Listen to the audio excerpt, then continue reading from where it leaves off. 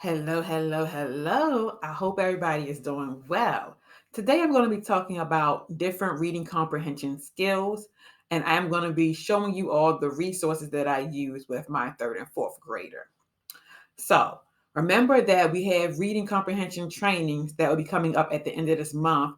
So, if you have not subscribed, I will put the link below. Subscribe so that you can get the updates about the training. And also, if you just want some one on one help with helping your child to comprehend what they're reading, I can give you some tips and some strategies. So, you can also put that down. When you subscribe, you can put it down as a little box where you can say, "Hey, I need help with this. Can you contact me?"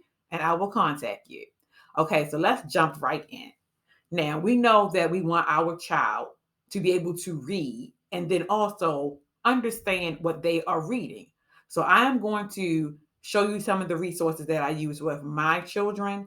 And then I'm going to also just read what the inside of the book tells you about that skill. Because for me, I like to work smarter, not harder. So, we're just going to jump in. Now, the resource that I have been using with my children, my third and fourth grader, is Spotlight on Reading. They have books with all different skills. We have inferring, story elements, summarizing, compare and contrast, and cause and effect. And I'm quite sure they have more, but these are the ones that I bought that I was working with my children on. And these books have been very helpful.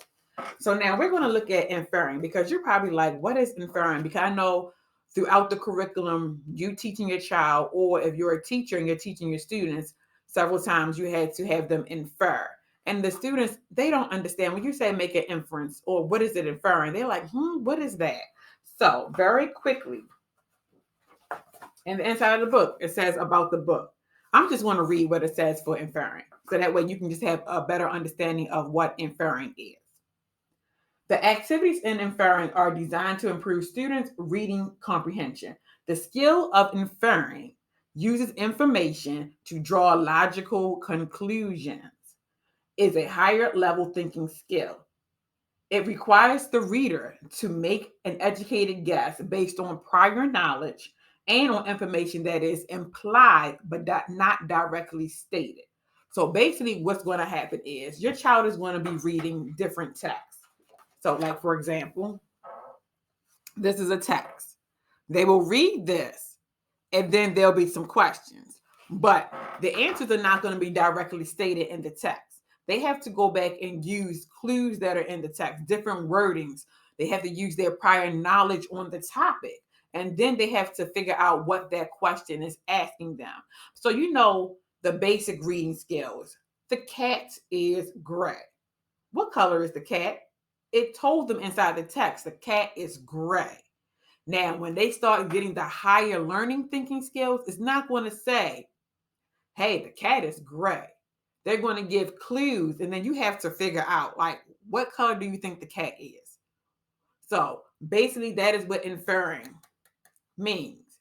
You have to use your context clues, you have to use prior knowledge, and you have to determine based on what you already know and what is stating in the text, what is that question asking you.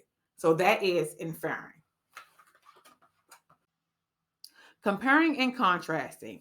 Comparing and contrasting talks about how things are similar and how they are different, and then if they have things in common.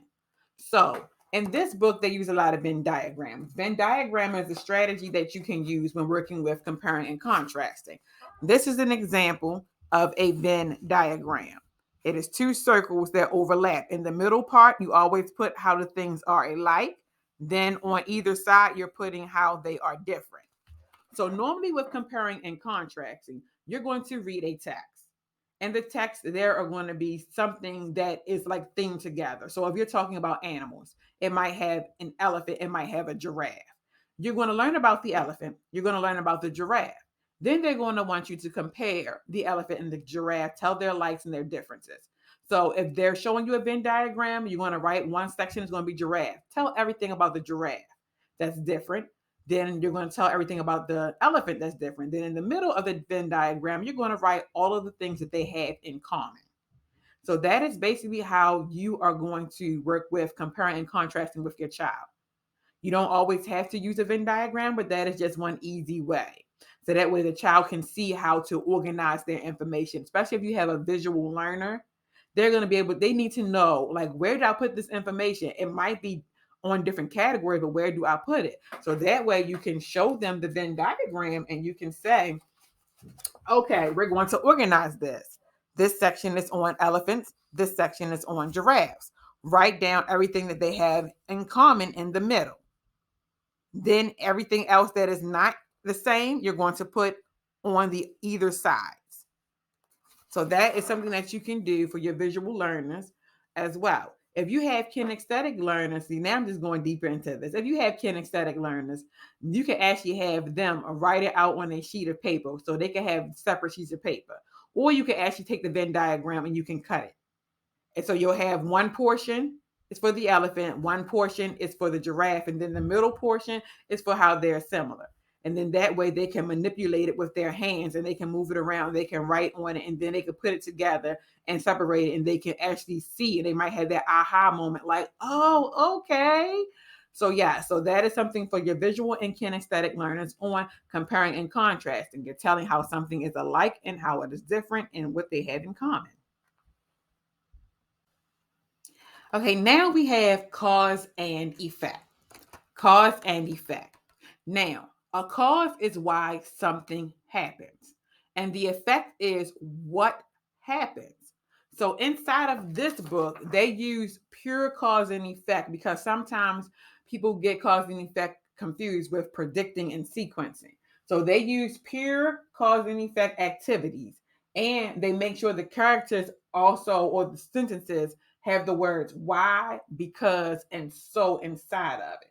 Now, throughout this book, students will learn like consequences of actions. So consequences for their actions, the consequences for the character's actions. So basically, your child will read a selection inside of the text. It could be a selection or like a mini story. They're going to read it. And then it'll be like, why did this happen? Why does the travel agency know people will love their vacations? Why is no smoking allowed? Why will travelers' luggage feel as light as air? So basically, you're going to identify cause and effect. You're going to state why something happened, and then you're going to tell what happened. So, for example, I'm going to give you an example. Off the top of my head, I'm thinking, okay, it was raining outside. The lady fell down the steps. Cause and effect. What happened? Why did it happen? What happened? Why did it happen? Cause. Why did the lady fall down the steps? Why? Somebody tell me, why did she fall down the steps? Effect. What happened? She fell down the steps. So the cause, why did she fall down the steps? Because it was raining. And then the effect, it was raining, so she fell down the steps. So that is how you have to understand cause and effect. It is explaining why something happens, and then the effect is what happened. Okay, now we have summarizing. Summarizing. Summarizing basically means that you are going to use the details from inside of the text, and then you're going to tell somebody what that text was about. And this is the one thing that people have to remember when they are summarizing. The person you're talking to, they don't know anything about what you just read. So that's what children have a problem because they want to talk to you as if you understand what they're talking about. You just read this, so you know. But they have to remember, no, I'm going to talk to you as if you did not read this text with me. So that way you have to give me enough clear and concise details that I can be able to put the pieces together and it makes sense to me. So when you're summarizing, that is one strategy that you tell your child. Act like I don't know what you're talking about. So that way they have to give you clear details. So when your child is summarizing, when you're using this book, they have passages. And then they'll basically ask you questions about what is going on here. Basically, when they're doing that, the skill that they are doing, they're allowing the child to pull details. So they might even give them a sentence starter. They'll give them the beginning part of the sentence, and then the child has to fill in the rest of what happened in that selection. So the main thing you need to know when summarizing is you have to give details. So one of the processing charts that we use for summarizing is beginning, middle, and end. Because that way the child, tell me what happened in the beginning. When you read the passage, what happened in the beginning? Give me at least 3 details. And so they'll give 3 details. Okay, so now what happened in the middle of the passage when you read the middle of the passage? Give me at least 3 details. And then finally, what happened at the end? Give me at least 3 details. So by the time they finish, they just told you 9 things that just happened inside of that passage. And they provided details from inside the passage. That is summarizing. Summarizing is being able to pull the details out and explain what is going on or explain what just happened. So that's almost like an interviewer. The interviewer, you were on the scene of an accident, and they were like, "Can you tell me what happened?" And if you just say, "It was a car crash." Next, okay, we need somebody else who was on the scene. Who else can help us here? Because all you said is it was a car crash. Obviously, they knew it was a car crash because they're here to report on the car crash. So they want you to be able to give them details. Details like what happened. The car was driving down the street. They were swerving from side to side. They sideswiped the first car, that green car over there, and then they jumped the curb and they hit that tree that was right there. But that didn't stop the car from going. The car kept going. After it hit the tree, it spun around and it did a 360, and then it ended up right there in the middle of the intersection. Now, which person do you want to listen to? It was a car crash or the person who gave all the details? That is summarizing, giving details.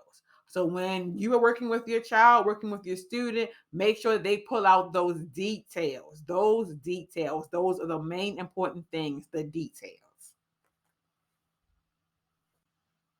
Okay, the last skill and book that we're going to reference is the story element book. Story element book. Story element is basically working on or focusing on the 5 W's. The what, why, how, when, where. They're going to identify who the characters are in the story setting. Where does the story take place? The plot and the problem and the solution. What was the problem? How was it solved? So that is basically talking about story elements. Inside of this book, they have a passage. You will read the passage, and then you will answer the questions that follow. And the questions always go basically, who was the character in the story? What was the main character doing in the story? And then they also discuss putting the different like problem solution, identifying what was the problem, what was the solution. Setting, where did the story take place? Were they inside, were they outside, were they at the school, were they at a church, were they at home, were they at the playground? Where were they?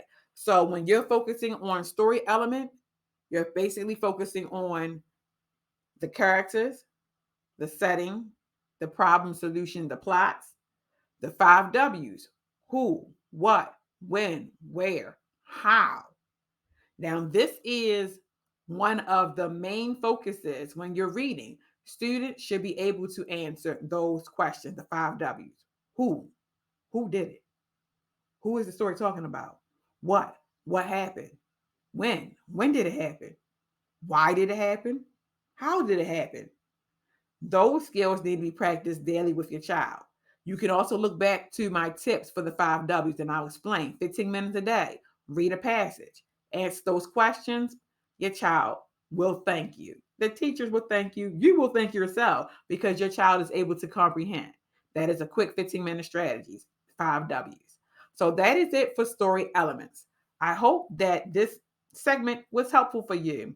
Remember, this is spotlighting on reading, and then they have the different skills that you can go and purchase the books on. And this is from Carson and Delosa Education. So for those who are trying to find curriculum that's going to help your child on reading comprehension, this is a good curriculum, spotlight on reading. Work smarter, not harder. Until next time, remember to subscribe for updates on the reading comprehension training.